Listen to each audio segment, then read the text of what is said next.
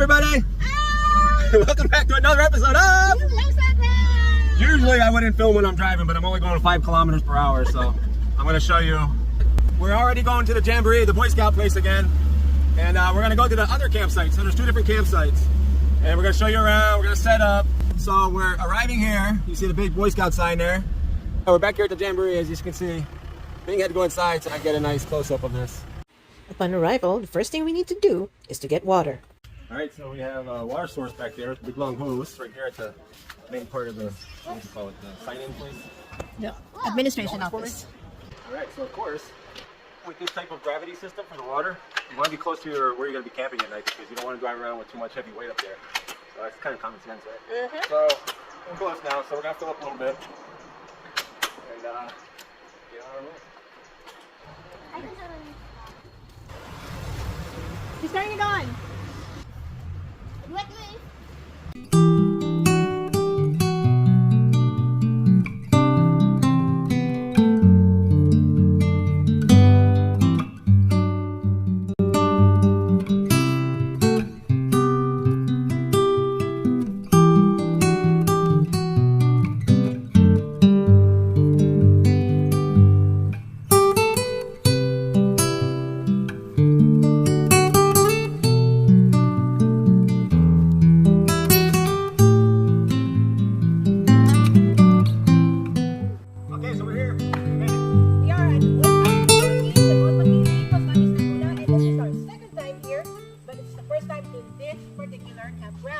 Second camp area for us, and we have our water as you saw, and Bing's gonna give another updated van tour because we have a lot of good changes for this van since the last time, including what you see here.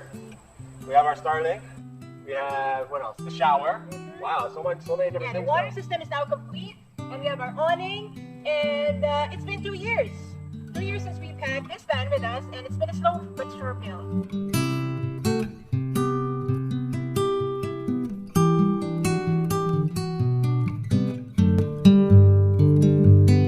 Okay, so that took less than a minute, believe it or not. You hyper that. We have Miriam's little chair, our adult chairs, table, very handy. We have kitchen cooking area, you know, the bottle of water, big bottle of water come over here. We just have the gas grill. This is where we can store our little food and keep it out away from mosquitoes because it's got like a zip mesh thing here, you know. So that's what it looks like for us outside while we're camping. Tara! Pasok po kayo! So we have a small shoe rack at the entrance, and here is our sofa. Sofa during the day, bed during the night. And Miriam's built-in loft pulls out from the windbreaker. So in effect, our L300 Campervan has 3 bedrooms, 1 for our dog, 1 for the adults, and 1 for our little girl. So under the sofa is a lot of storage space. First one is where we keep our unsightly things, you know, meters and meters and meters of extension cord, our collapsible toilet, our hammock, and other stuff that we might need but don't necessarily want to be inside. Next is where we keep our electronics, camera equipment, and musical instruments. Next is where we keep our car jack, our vacuum cleaner / car pump. Under the smaller sofa, we have more storage space for our outdoor chairs, tables, and tripod. Let's go now to the kitchen! And this is the first time that we'll feature the complete kitchen in our van tour. Itong sink namin na to is already connected to our water system up on the roof rack. So when you turn on the faucet, ayan, may tubig na kami. Can I wash my hands next? Sure. Okay, I'm going to turn it outside. Yeah. Since I'm out here. Okay? This is the beauty of this sink. Good job. Whoop. Yeah. Oops, wait. Soap first. Okay, go ahead. Now? Woo! That's a lot. Okay, no less. Woohoo! Hold it down. This is connected to the gravity water system up above, which we will show you later. So, tanong, saan pumupunta ang tubig galing sa lababo? The water from the sink drains into this gray water tank, which once it's almost full, we can just simply take out and dispose properly. Also under the sink, we have some extra storage space for our mini rice cooker, our mini takore, and other kitchen utensils. This is our drinking water setup. This USB-powered pump is connected via a long tube inserted into another 5-gallon drinking water container. And as to why we have a fake door is a long story. This is the rest of our kitchen counter space, which has a very big electric desk fan, an electric water kettle, and underneath it is a very humongous fiberglass LPG tank from EasyGas. So you might be asking, why LPG? Why not butane? Alam nyo ba? Butane gas canisters are highly flammable, especially in a closed container, just like the van. And unlike ordinary LPG tanks, fiberglass LPG tanks do not explode when in contact with fire. Instead, it will just melt and keep the flammable liquid inside. So we still use a camping stove, but we connect it to this LPG hose and set it up right here on the step or just outside on the camping table.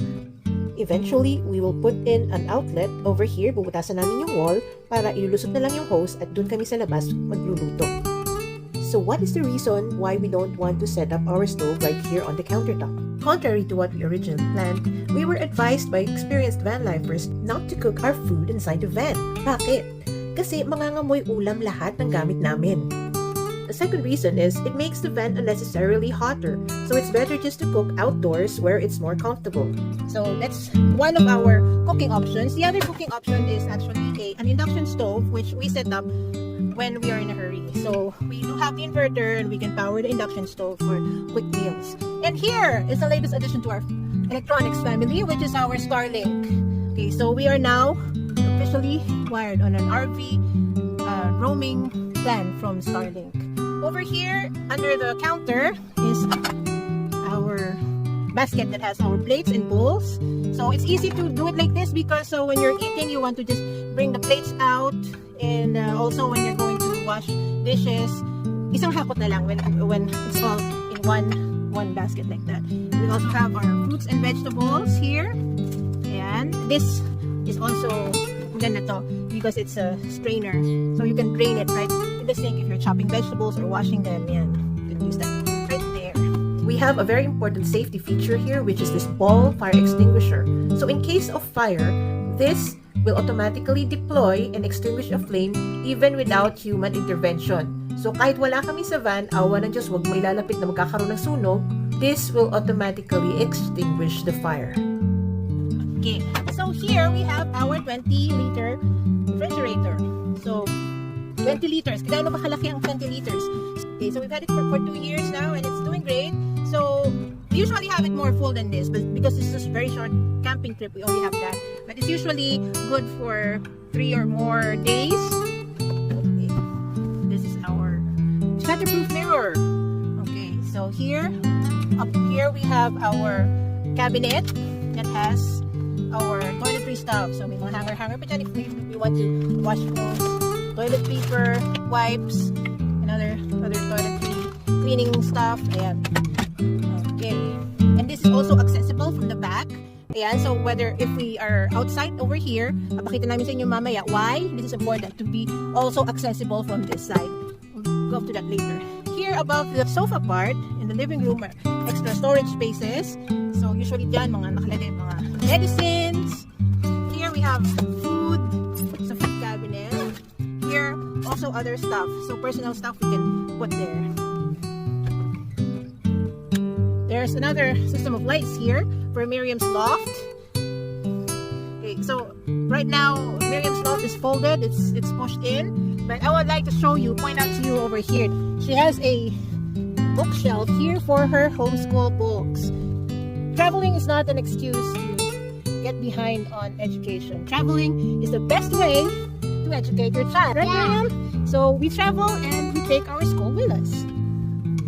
So this part of our kitchen has our cabinets. Right now it's not fully stocked because this is a short trip. This is where we usually put our canned goods. Here's where we put our snacks.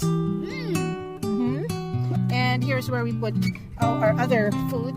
Mostly powdered drinks, coffee, other stuff. Fish crackers. Okay, so these are other cabinet spaces. Here, we don't keep anything much here, but the most important thing here is our shiwi. Just in case I want to pee. In case she really needs to pee, it's usually Miriam who can't hold her bladder. So we have that connected to a bottle. So like this plugs into the mouth of the bottle, and we can just throw it away after she's peed in it. So this comes really handy, especially when you're stuck in traffic or out in the wilderness where there's no bathroom. Okay, here is where we keep our rags and other cleaning materials. This is actually cocoa peat. If we wanted to do a composting toilet. Okay.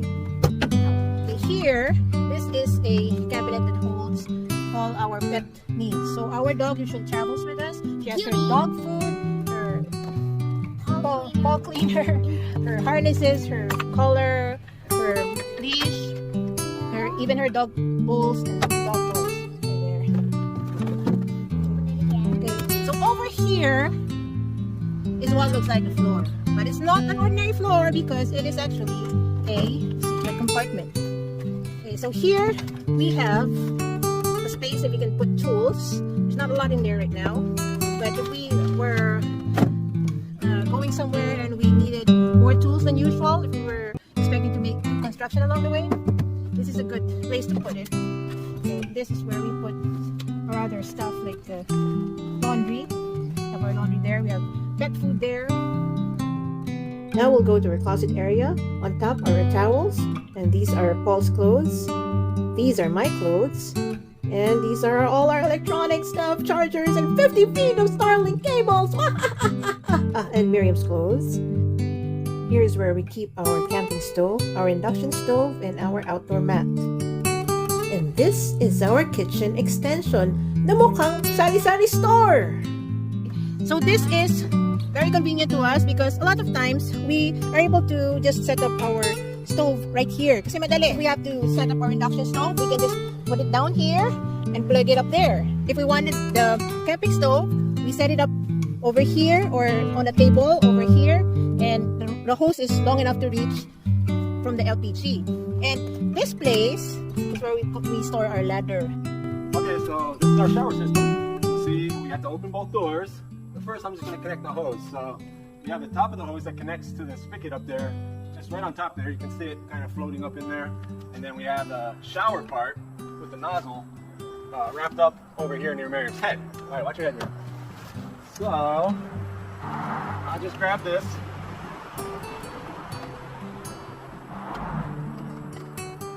Make sure it fits. Thank you.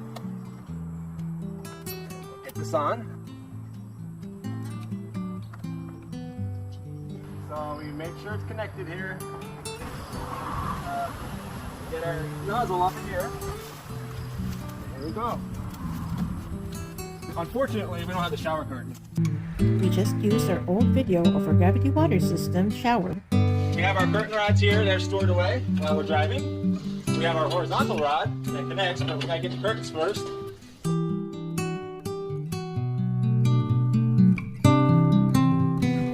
So we have the magnets here. Door closes. Right now, because we don't have tent stakes, just use these rocks. And there it is.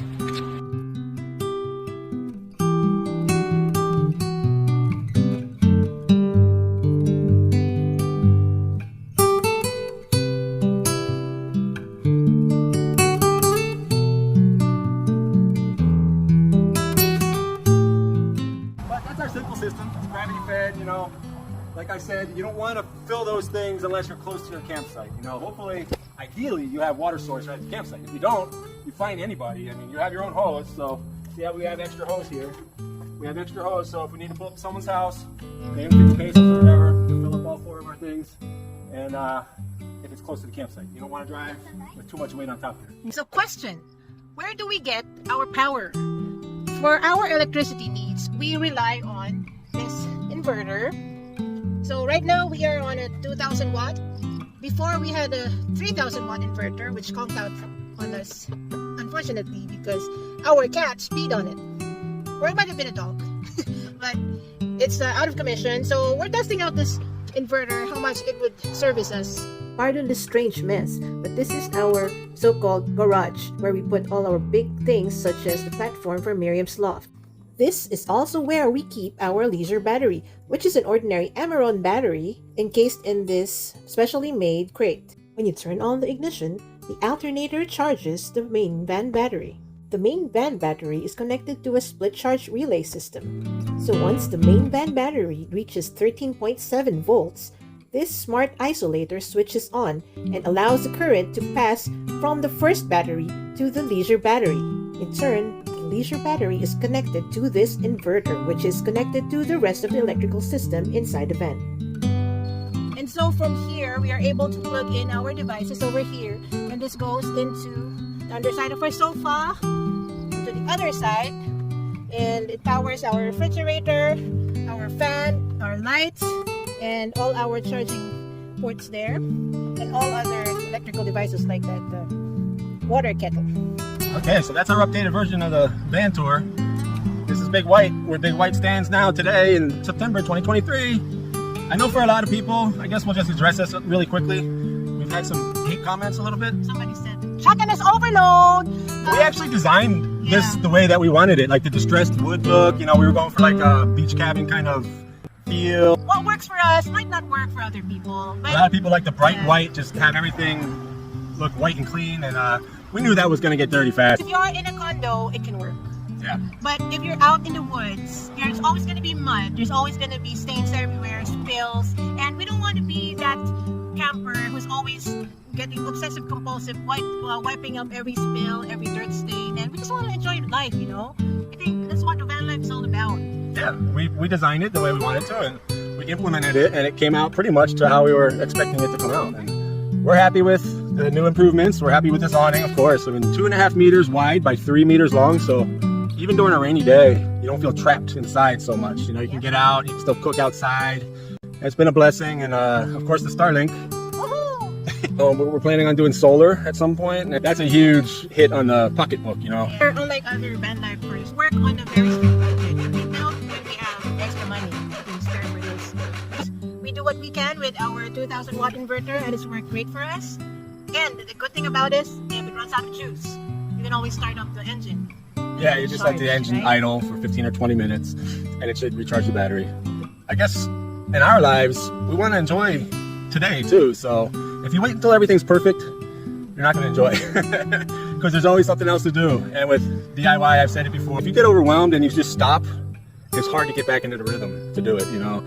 We stopped for a while. At least we were at a point where, like, the van got dusty, you know, that's it, kind of like, and we just had to give it a deep cleaning. It wasn't like we stopped at a point where we couldn't travel with it yet because we didn't have certain things done. We got everything done that gives us, you know, lights at night, and the fan at night, and the refrigerator, and the running water, the gravity water system, you know. So even just getting back into our travels without having to do anything in the van was a challenge. So you have to keep on top of it, you know. If this is something that's really tugging at your heart, you just have to get something and just start doing it. Start doing like little weekend vacations. Yeah. You know, you start getting a vision for how you want the layout to be, and you know, you just gradually work towards it. So for future van lifers or aspiring van lifers, you don't have to start like the big, fully decked out vehicle. You can build one thing at a time. The important thing is to go out there and enjoy yourself, because money will always come back. It's the time that you'll never get back. You never know when your life on earth is done. And this is your time right now. So go out there. Hope to meet you in our travels. Yeah, we'll see you on the road soon. Don't forget to subscribe.